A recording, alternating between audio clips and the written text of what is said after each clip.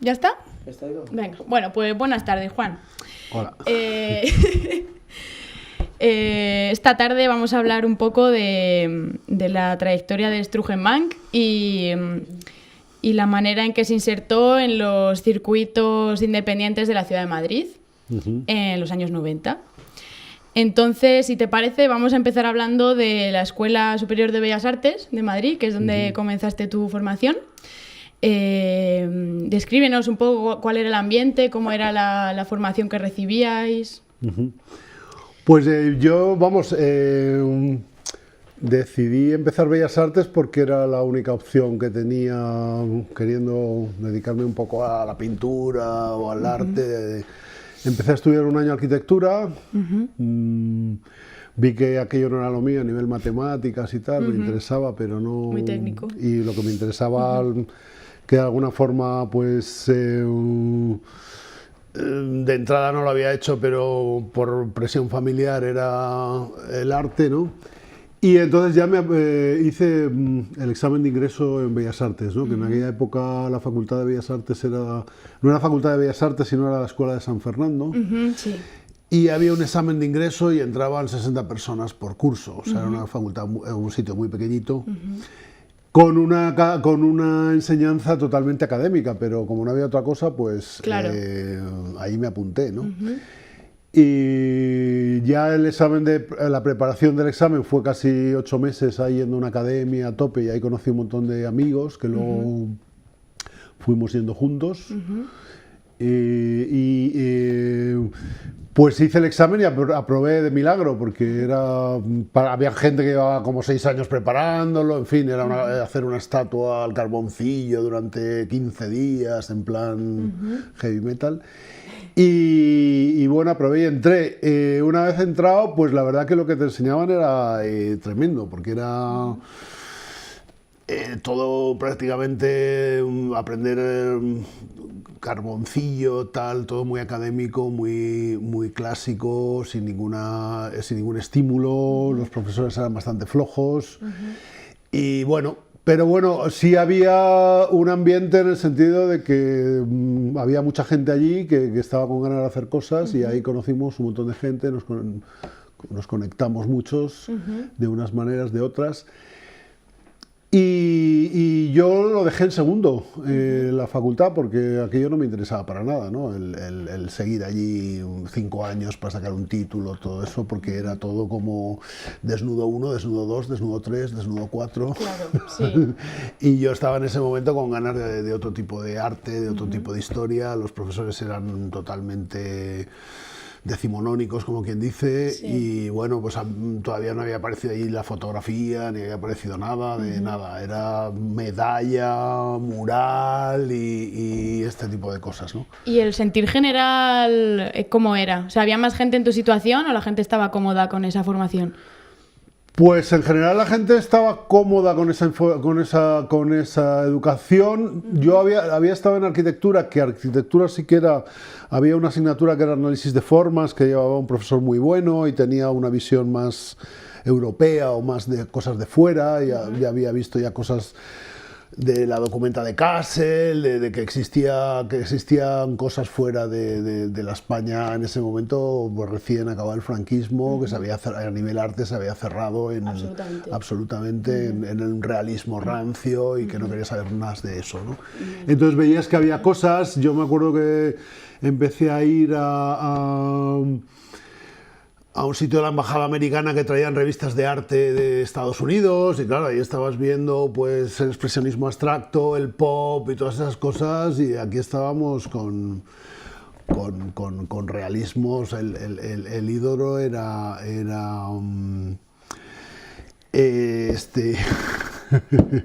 joder, no me acuerdo el nombre. Warhol. No, el ídolo aquí en España, el del Sol del Membrillo, Antonio López, ¿no? Que era un poco sí. el realismo ese. Bueno, y sigue estando ahí. Sí, pero vamos, que no había, fuera del realismo, no había nada claro. tal, ¿no? Y bueno, pues era una época en que en España estaba todo cambiando a toda velocidad. La misma facultad pasó de Escuela de Bellas Artes a Facultad de Bellas Artes. Ahí No cambió nada, pero metieron algunas asignaturas como serigrafía, apareció la fotografía, aunque todo bastante diluido. Y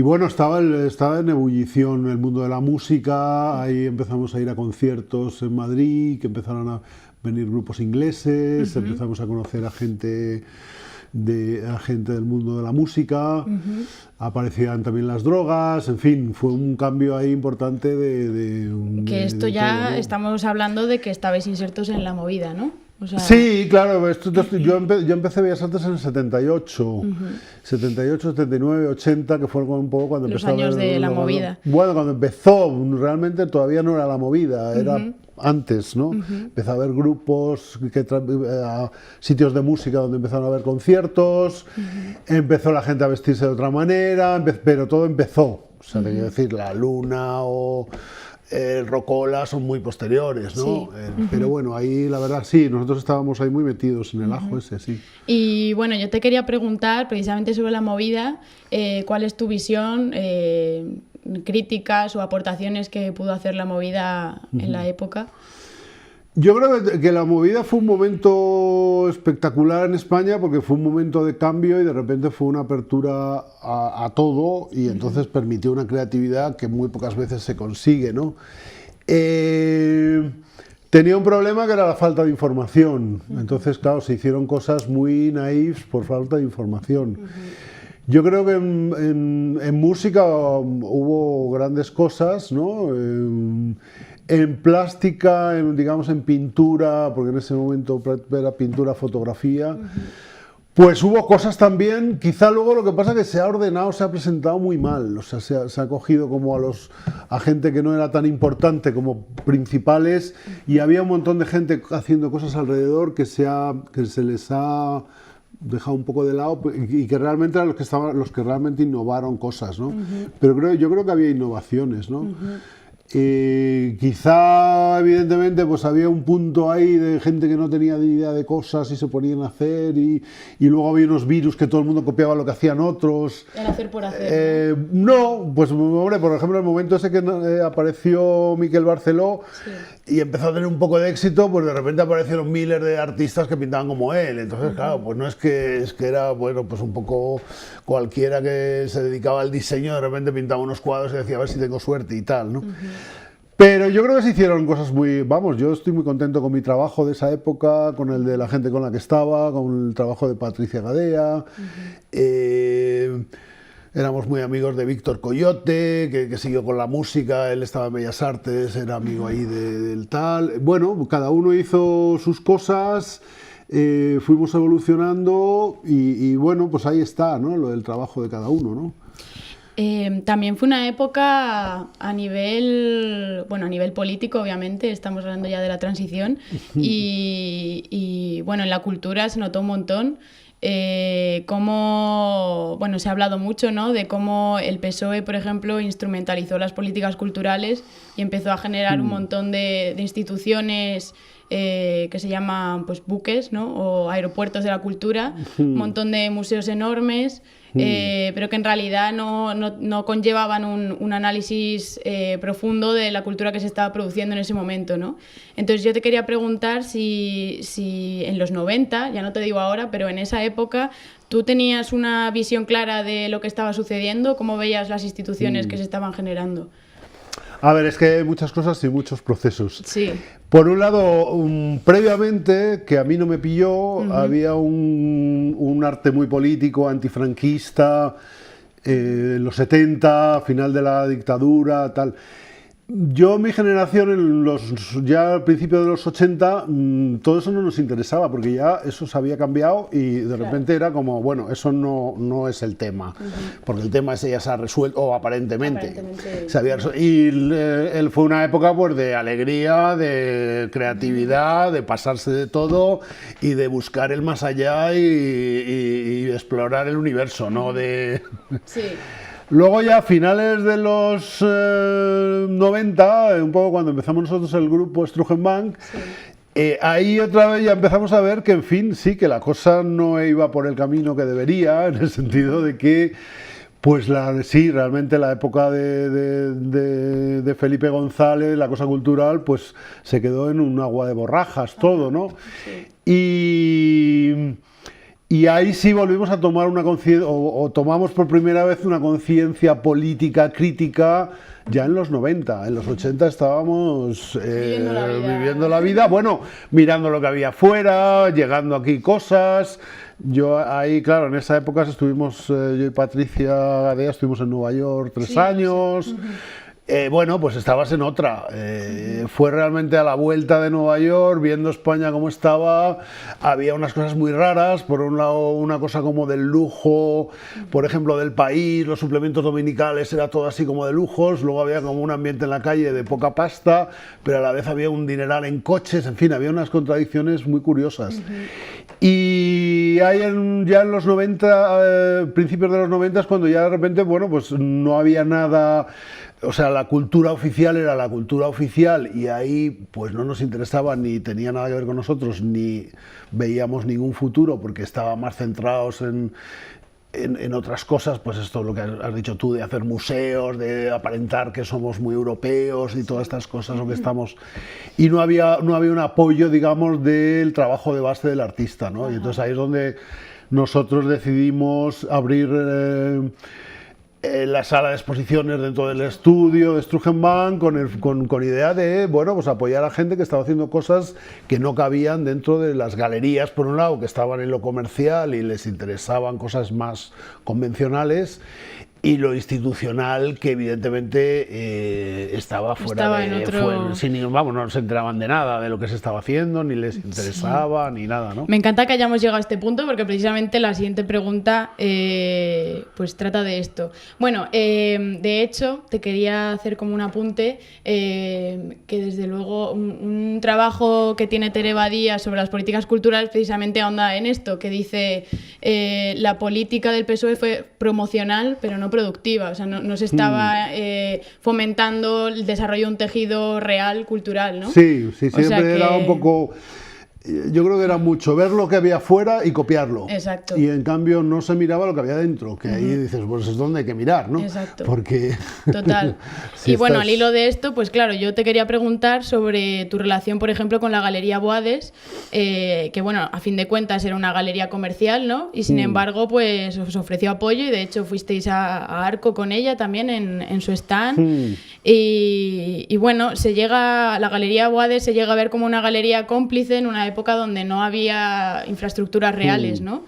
Entonces, bueno, ¿cómo contactasteis con ella y cómo fue aquello? Ya.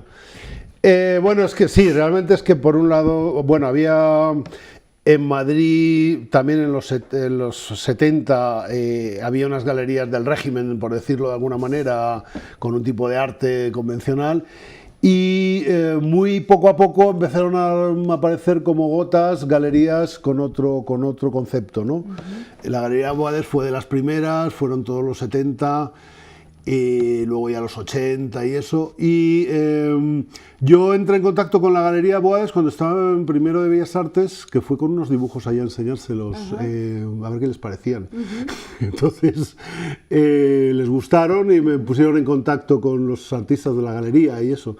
Y luego, pues unos años después, pues ya expuse allí. Ya expuse allí en el 84, ya en plenos 80, ¿no? Con ellas hice como 3 exposiciones individuales, como Juan Ugalde. Luego, claro, una galería, sí, a la que los artistas íbamos a pasar la tarde y luego nos íbamos a tomar copas a un bar o cervezas, y la relación era muy cómplice, vendían o no vendían, lo que vendían era complicado, se vendía poquísimo, sí. Se pagaba como se podía, en fin, todo era como de milagro, ¿no? Y no tenía una infraestructura como de galería comercial o este tipo de cosas, y el trato con ellos pues era como de amigos, ¿no? Un poquito mayores de edad, pero vamos, no era un trato como de galerista. Bueno, yo la verdad que con todas las galerías intento que sea un trato de amistad, ¿no? Sí. Pero bueno, en este caso era un tipo fue una galería estupenda todos los 70, 80, tal, porque fue un poco de las pocas que trabajó con gente joven y que estuvo moviendo las cosas, ¿no? Luego ya, pues cuando empezamos con el grupo, como yo llevaba trabajando con ellos tiempo, ellos me habían ofrecido a mí una exposición individual. Entonces nosotros en medio hicimos el grupo. Entonces fue como que de repente yo les dije, bueno, que en vez de exponer yo, ahora somos un grupo y tal. Ellos no sé si entendieron o malentendieron y pusieron Juan Ugal de Strugenbank. Entonces, bueno, ahí fue un malentendido, pero bueno, yo creo que tampoco tuvo mayor trascendencia porque la exposición estaba claro que éramos un grupo y que, bueno, pues que había habido ahí un momento, alguna crítica dijo que era el Juan Ugal era el Strugenbank de Juan Ugal, en fin, esas tonterías, pero vamos, que básicamente la exposición estaba claro que la habíamos hecho en grupo y que todo era, o sea, eso fue un error un poco de la tarjeta de invitación de la galería. De la galería, pues no sé si porque les querían poner mi nombre para que fuera gente que me conocía, o porque llevaba yo trabajando mucho tiempo con ellos, o simplemente que se despistaron y no entendieron bien la historia, ¿no? ¿Y podrías darnos nombres de otras galerías que funcionaran así? ¿En Madrid? En Madrid. Sí, te los tengo que decir un poco despacio. Porque sí, recuerdas. Mi memoria voy lenta. No te preocupes, solo si recuerdas. Bueno, había una galería que fue muy importante, que fue Grupo 15. Luego estaba la galería Montenegro, que es que también estuvo... Patricia expuso varias veces con ellos, exponía Juan Usle, bueno, fue una galería muy buena. Estuvo bien una galería que se llamaba Ovidio, que nosotros hicimos una primera exposición en el año 81. Estaba Juana Mordó, que era una galería más antigua, bueno, con más recorrido. Con más recorrido, pero que también estaba muy bien entonces, Juana Mordó, que luego pasó a ser el Alvear con los años. Más galerías, pues no te sé decir. Yo creo que esas ya son bastantes. Las principales así. Vale, genial. Y bueno, ahora retomando otra vez, antes que has comentado que os asociasteis precisamente por la falta de infraestructuras, ¿no? Y queríais tener un espacio para confluir con otra gente y hacer cosas, ¿no? Bueno, hay dos ideas distintas. Uno, hicimos el grupo como tal, que la idea era hacer el grupo. Y luego era el espacio, y luego ya el espacio fue un poco pues, decisiones posteriores, ¿no? Entonces, claro, yo lo que he estado viendo es que una cosa era el colectivo, ¿no? Y las obras que producíais, pues vosotros 4, realmente. Sí. Y luego en el espacio que realmente colaborabais con un montón de gente, ¿no? Hombre, a nosotros nos interesaba mucho la idea de grupo y la idea de empresa y el cómo en la sociedad actual el concepto de empresa aparecía con los logos, todo ese mundo que también estaba un poco como lanzado en ese momento y entonces nos interesaba ironizar sobre el asunto, ¿no? Y entonces yo al principio lo planteé desde haciéndolo yo, porque hice un par de exposiciones como Strugenbank yo solo, y luego pensé, bueno, pero esto hay que hacerlo como grupo en sí, ¿no? Y entonces fue cuando nos unimos y cuando lo hicimos, ¿no? Y entonces dentro de haber hecho esa unión inicial, pues la idea tampoco era como en los grupos, digamos, de equipo Crónica, tal, simplemente hacer un trabajo y ya está, firmar una obra y punto, sino me interesaba más, o nos interesaba más un grupo que funcionara como agitador y como ente, a ver qué pasaba. No sabíamos a dónde íbamos ni de dónde veníamos, ¿sabes? O sea, de repente dijimos, vamos a hacer cosas y a ver qué pasa, ¿no? Entonces hicimos, por un lado, la sala de exposiciones esta, por otro lado, hicimos una revistilla. Bueno, empezamos a hacer cosas con vídeo, bueno, estuvimos así haciendo cosas. Y la idea era generar un movimiento, pues veníamos de... Habíamos estado 3 de los 4 del grupo en Nueva York. Entonces ahí veíamos que había se hacían muchas más cosas, que aquí estaba todo muy cerrado, y dijimos, bueno, vamos a invitar a la gente a participar. Entonces pues el tener un espacio e invitar a gente pues era una posibilidad, ¿no? Y pues al principio nos pusimos a buscar gente a ver qué nos encontrábamos, ¿no? Lógicamente buscabas por gente que te interesara y que entonces aparecieron varios grupos que estaban empezando, de gente, una generación más joven, y les invitamos a participar y luego se fue juntando gente, apareciendo más gente, pues como en ese momento tampoco no había ningún espacio alternativo ni nada parecido, ¿no? ¿No? ¿No había? Bueno, había estado Espacio G, que yo lo había conocido, pero ya hacía tiempo y muy en el lado de él, de la performance. De la performance, sí. Y luego, que nos enteramos después, estaba Defcon 2, que tenían un espacio que se llamaba Legado Social, sí. Pero eso nos enteramos después. Y no, yo creo que no había nada más en ese momento. Nosotros empezamos en el año 79, me parece. 89. 89. Sí.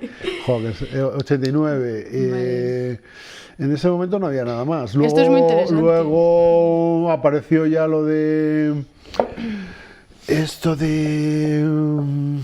yo para la entrevista esto con mi memoria es horrible. Yo te puedo recordar el ojo atómico. El ojo atómico, ¿sí? Y todo esto pues empezó un poco después y muchas más cosas, ¿no? Aparecieron después. Vale, sí. O sea que tú... vale, esto es muy interesante porque a mí también me ayuda a aclararme. Entonces, cuando empezasteis, realmente no teníais una conciencia de que hubiera fuera de vuestro espacio otra gente haciendo las mismas cosas. No, nada, sí. Vale.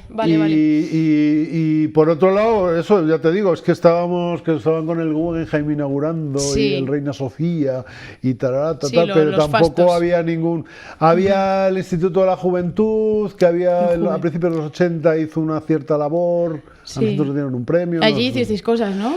Sí, ahí hicimos cosas, bueno, nos dieron en la primera muestra de arte joven, pues nos dieron el premio a Patricia y a mí, bueno, dieron 8 premios o algo así, y luego nos pidieron participar un par de veces y tal. Pero bueno, era una cosa como simbólica de que daban unos premiecitos una vez al año a unos... y ahí se acababa. A veces tenían un espacio bastante flojo, bastante malo, digamos, ahí en Madrid, pero vamos, que no tenía mayor trascendencia, ¿no? ¿Y flojo por qué el espacio? ¿La programación o...? No, el espacio pues que estaba en un sitio que no ibas nunca y luego que no era un espacio atractivo, te quiero decir, que era pues es un bajo ahí que tenían y hacían cosas, pero no... Ajá, vale. Y bueno, 2 preguntas en relación a esto. La primera, entonces, ¿cómo conocisteis a otros colectivos como Libres para Siempre o Empresa? Porque tú has dicho que salíais a buscarlos, pero ¿dónde? Pues mira, Libres para Siempre vimos que habían pegado carteles por la calle y les buscamos. Porque ellos habían hecho unas cosas pegando en las puertas de las galerías unos carteles. Nos gustaron y no sé cómo llegamos a ellos. No sé si había por ahí algún dato o algo. Un teléfono. Les localizamos, no me acuerdo muy bien cómo. Y a Libres para Siempre vimos una exposición de ellos y también nos gustaron y les conectamos allí en la exposición. Y luego ya una vez abierto el sitio, nosotros abríamos el viernes y sábado, teníamos abierto, y venía siempre gente a charlar y a ver, y el que venía se estaba ahí pasando la tarde, o sea que, en fin, que ahí empezamos también a conocer a gente que estaba haciendo cosas, ¿no? Vale. Y luego la segunda pregunta respecto a esto, bueno, tú has comentado que después abrió el Ojo Atómico, ¿no? Pero antes estaba la Galería Válgame Dios, y yo no sé si tendréis alguna relación... Eso sí, pero eso también fue un poco después, Fue también posterior, ¿no? Vale. Sí. O sea que en realidad empezasteis vosotros y de repente empezaron a surgir otras iniciativas. Bueno, Tomás vino mucho a Strugenbank, estuvimos hablando mucho, él estaba empezando, le apetecía y nos conocíamos mucho, te quiero decir que tampoco es que... Y Tomás, había ya además dentro del grupo Empresa había gente, bueno, todos eran amigos comunes entre unos y otros, ¿no? Entonces había muchas conexiones, sí. Vale. Y en Válgame Dios también participamos en las primeras cosas que hizo, ¿no? Y luego ya en el Ojo Atómico también, ¿no? Vale. Bueno, y ahora vamos a profundizar en el concepto de alternativo, ¿vale? Bueno, te quería preguntar, retomando una afirmación de Pedro Gargel, de Espacio P, que ya hemos hablado de él, que decía, yo ¿alternativo a qué? Porque realmente no había una alternativa, que hemos hablado de esto, ¿no? O sea, en una época donde no hay infraestructuras culturales, pues ¿cómo te puedes situar como alternativa, no? ¿Teníais vosotros esa conciencia de alternatividad? No, nosotros tenemos una conciencia de que había que hacer cosas. Vale. El háztelo tú mismo cuando no tienes, cuando ves que no hay espacio, pues abres un espacio. Cuando ves que no hay una revista, pues haces una revista. La idea era un poco háztelo tú mismo, porque si no, si te quedas aquí esperando a que No va a pasar nada. no va a pasar nada, y es la única forma de hacer algo, ¿no? Vale. Hombre, pero sí que es verdad. Había Sí. por nuestra parte un concepto, claro, pues de que el asunto político estaba muy mediatizado, el asunto artístico estaba muy mediatizado por los políticos, ¿no? Entonces la política era de seguimiento de lo que estaba pasando fuera. Entonces, lógicamente, eso era bastante pesado, porque era todo el rato, traían exposiciones internacionales, miren ustedes qué bueno es este señor, miren tal, no sé qué. Y te quedabas un poco como diciendo, bueno, vale, pero solo esto es el... Claro. Entonces la idea de que el arte hay que hacerlo desde abajo, y evidentemente cuando tú empiezas estás en contra de algo, no estás a favor normalmente, o por lo menos haces algo distinto que irrita a alguien, ¿no? Es lo menos que puedes pedir. Claro. Sí, sí. Entonces, de alguna manera, el conectarse con gente que piensa como tú, generas algo que si quieres le llamas alternativo, o si no le llamas de otra manera, pero ahí hay un hecho, ¿no? Sí. Nosotros, por ejemplo, claro, las galerías o los críticos no les parecía bien que nosotros, que estábamos en galerías, tuviéramos una galería en nuestro estudio. Sí. Les parecía muy raro, que ahora se ha hecho más normal que artistas tengan galerías, total. o hagan cosas, o que de repente en determinados momentos presenten el trabajo de otros. Entonces, desde el mundo de la crítica había cierto rechazo también a nuestro espacio, pues porque no les encajaba, no les aportaba. En fin, había una crítica también, pues eso, muy, muy pequeñita y bastante centrada en los 3 periódicos básicos que en ese momento tenían una importancia. Claro. Y ellos estaban por encima de eso, ellos estaban pues mirando el panorama internacional, ¿no? Claro. Entonces, Sí, yo me estoy acordando de Juan Manuel Bonet, que he leído varias críticas que os ha hecho, ¿no? Entonces sí, él siempre, o sea, le irritaba muchísimo que hubiese referencias políticas en vuestras obras. Sí. Sí, Sí, bueno, él se acababa de hacer del PP para que le dieran puestos, y entonces sí, no le interesaba mucho el arte político. Pero bueno, al final, mira, ha estado no sé cuántos años exiliado ahí en París, le dieron un puestazo de ¿cómo se llama esto? El Instituto de España. el Centro Cultural de España, de la... Estas cosas que hay por todo el mundo. La Sí, Casa de España sí, de cada... Pues sí. está en París muchos años. No sé si sigue allí, vamos.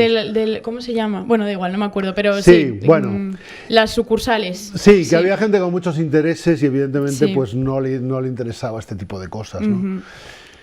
Vale. Yo esto, vamos, creo que seguimos en las mismas, que una de las misiones, digamos,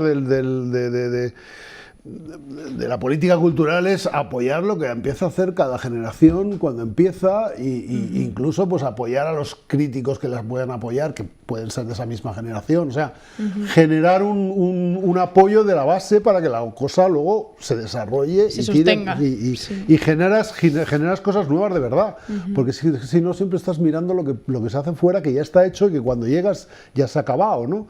Claro. Entonces a mí hay veces que luego que te llaman y te dicen: quiero que hagas un curso de tal, y dices, ahora, ¿por qué no me pídeme otra cosa ahora? Porque Claro, no sé, claro. que se va un poco siempre como por detrás, ¿no? Y la cosa es por lo menos estar en el momento, ¿no?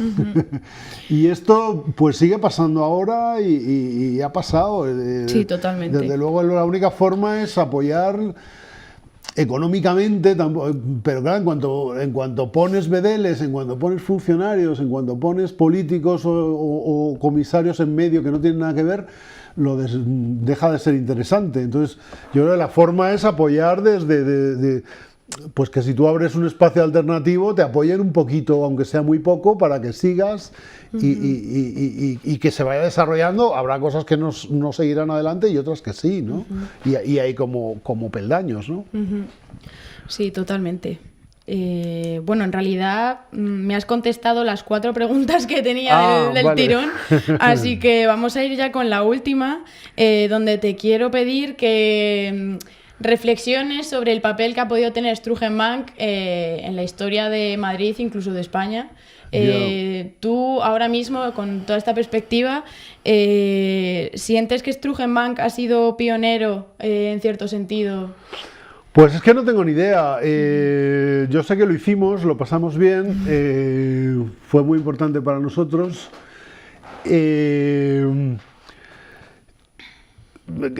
Cada vez hay más gente interesada y pues ahora se hizo este catálogo, Sí. nos piden periódicamente hacer alguna exposición, que todavía no se ha hecho una así grande, pero hay un interés, eso lo veo, ¿no? Evidentemente, claro, pues hicimos un arte político cuando en Europa todavía no se estaba haciendo, y luego empezaron a hacer arte político en el circuito internacional. O por lo menos lo hicimos a la vez que empezaba en otros sitios, ¿no? Eso evidentemente pues eso está muy bien, o sea, estás orgulloso de alguna manera, a pesar de... Luego nunca sabes, ¿no? O sea, a mucha gente le ha influenciado, eso está claro, y hay muchos de los artistas que participaron y que expusieron, pues que ahora tienen sus cosas. No sé si conoces PSJM, que estaba allí con nosotros. Bueno, hay mucha gente que a raíz de ahí ha hecho arte político, ha hecho algo muy siguiendo esa línea y lo ha hecho muy bien, ¿no?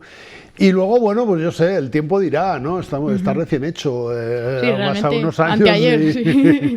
y bueno, pues a lo mejor pasado el tiempo pues tiene más importancia, ¿no? Pero vamos, yo con haberlo hecho ya estoy contento, te quiero decir que fue una experiencia estupenda, fue muy intenso, también sufrimos mucho, las pasamos canutas económicamente, en fin, tuvo sus cosas y sus tensiones y sus locuras y sus enfados y sus movidas, ¿no? Pero bueno, estuvo muy bien hacerlo, ¿no? Bueno, Juan, pues muchísimas gracias. Yo creo que lo podemos dejar aquí. Una pregunta. Venga, dale. Bueno, hablando desde la posición también de artista, porque también estoy empezando como ello y tal, ¿tú crees que un poco el momento en el que tú empezaste de hacer contracultura, ¿no? Y de oponerse a lo que estaba, y transición, y venga, todos para adelante, ¿tú crees que estamos un poco volviendo a ese mismo punto ahora, pasado esos periodos como de, ¿cómo decirlo?, como de bonanza, ¿no? Volvemos a caer, volvemos a la crisis. Ahora han vuelto las ayudas, ahora no. Dicen, y si llevas más de 2 años con tu galería te pueden echar una mano y todo. Pero en verdad seguimos un poco en el mismo dinámica post-crisis, ¿no? De que no hay nada para nadie. ¿Tú qué opinas? Pues bueno, a cada uno le toca lo que le toca. Eso te toca lo que te toca, ¿no? Tú no eliges las cartas, ¿no? Te caen y las tienes que jugar, como sean, ¿no? En ese momento, claro, fue un momento con muy buenas cartas, porque llevábamos una sequía detrás de 50 años, una guerra, en fin, todo eso había sido una historia que en el arte no había... Entonces, claro, era como, puedes hacer lo que te dé la gana, porque aquí de repente todo el mundo tiene ganas de cosas y tal.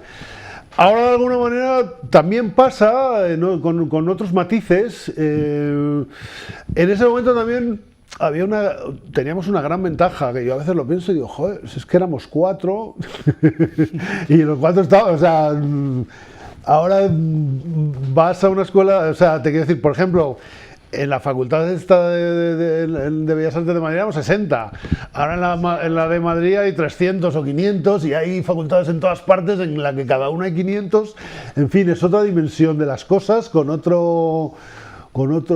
es distinto en muchos sentidos, ¿no? En ese momento era, pues yo llevaba toda la vida dibujando en el colegio, haciendo caricaturas, seguí y de repente pues me encontré que había 4 y que, bueno, en ese momento no nos parecía que había 4, había más, pero éramos relativamente pocos, pues es que estábamos todos en 3 bares, en fin, éramos todos amigos más o menos, en fin.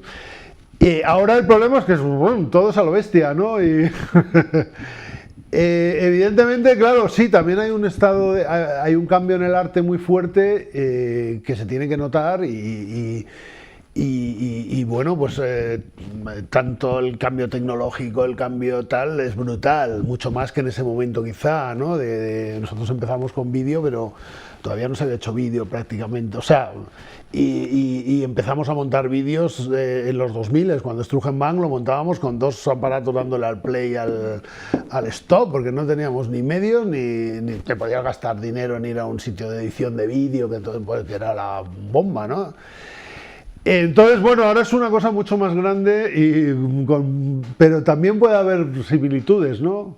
Y evidentemente cada generación llega, se encuentra un panorama, tiene que reaccionar ante eso, tiene que hacer algo y es su jugada, ¿no? Es su momento y su pensamiento. Ahí están las ideas, el tal. En ese momento, por ejemplo, a nosotros nos apetecía el disparate, porque es que llevábamos aquí de gris y todo como tal y cual, pues te apetecía disparatar la situación y llevarlo al límite de vida, ¿no? Pues eso, drogas a tope, hasta que revientas, ¿no? Entonces, pues eso va cambiando y a cada uno le toca lo que le toca, ¿no? Bueno, no sé si contesto a tu pregunta. Sí, no, por supuesto, por Hay supuesto. más preguntas, venga. No. El resto lo hemos hablado alguna vez, ¿no? Que tú has dicho que estaba un poco relacionado. No me pongas en Estaba un poco relacionado, ¿no? La época esa que has dicho de post-crisis con a lo mejor esta. Y esto lo hablamos mucho con lo de la cultura trap, que nos gusta mucho. Ajá. Y que también es eso, es drogas a tope, hay muchos medios, pero no tenemos ni idea de cómo se hace. Nos ponemos un vídeo, damos 3 botones, nos salen 4 cosas que Ya. tal, y intentamos, y luego hay gente que ya se lo empieza a currar un poco más. Y Luego un poco el todo vale, la sobresaturación, el aprovechar toda la mugre que tenemos ahora disponible, ¿no? Y presentarla, plaf. Ya, claro. Y bueno, en verdad, o sea, yo creo que son como estrategias artísticas para irrumpir, ¿no? Y generar una contracultura muy, muy válida. Sí, hombre, ahí tienes que ir a tu intuición de qué, Claro, qué es lo que te interesa, ¿no? Yo creo que eso es muy Efectivamente. importante, el Sí. pum, lo que te interesa, ¿no? Y sobre todo tampoco... Y luego, pues, hombre, llevas unos cambios, o sea, en tu vida va cambiando cosas y vas cambiando de historia en función de eso, lógicamente. Claro, claro. Nosotros en los 80 era una cosa de psicodelia, de tal, de cual. En los 90 blanco y negro, gris. Bueno, pues porque habíamos cambiado nuestra percepción del asunto, seguíamos siendo los mismos, pero ves que tienes que evolucionar, no que te vas a quedar haciendo lo mismo Efectivamente. toda la vida, ¿no? Entonces, No, pues y vas pasando de una cosa a seguir otra, ¿no? avanzando pese a que los lenguajes cambian, ¿no? Esa capacidad de sugerir. Me estoy muriendo, no sé por qué. Esa capacidad de sugerir y de plantear, pero sin tampoco dar las respuestas tan cerradas y sin tal... Un poco lo que habla Rancière, ¿no? Con las posiciones disensuales del arte y todo esto. Pues eso. Bueno, pues muchas gracias. Muchas Yo ya gracias. está. Gracias a vosotros. Pues estupendo. Genial. Voy a hacer claqueta. ¿Puedes pegar una palmada? Estupendo, muchas gracias.